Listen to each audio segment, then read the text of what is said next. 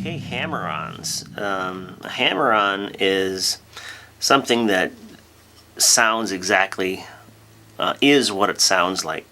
So just like a hammer hitting a nail, it's an explosive move, and just like the hammer comes down, it goes away pretty far away from the nail head and then comes down real fast and hits the nail. Same thing happens with our fingers.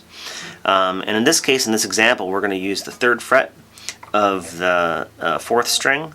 And sometimes when I do hammer-ons, you'll see me use 2 fingers like this, but you can use 1 or both. It doesn't really matter. As you see here, I'll use 2 of them. 2 fingers coming down at exactly the same time. And where we want to have it placed on our fret. So we have this fret, and then we have something called the fret base. That means everything behind the fret base, the fret. And so we want to have our 3rd finger and move it all the way up towards the fret and touching it. So not on top of it, not on forwards of it, but all the way up and touching, and we'll get a good hammer-on sound from that position. Making sure that we're not in the middle of the fret base or pretty far behind the fret, up and touching. So again, we want to get our finger to a certain height. So for those folks with small fingers might have to get up a little higher than folks with big powerful fingers.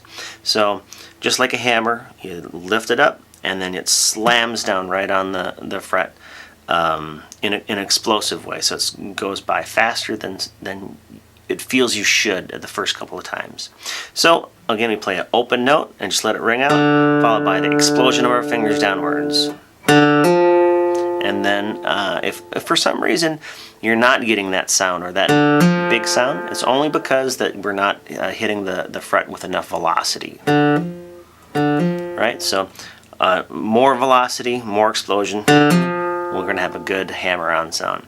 And to practice this, we're going to use our backing track for the G minor pentatonic scale and utilizing both strings, the 4th string and the 3rd string on the 3rd fret.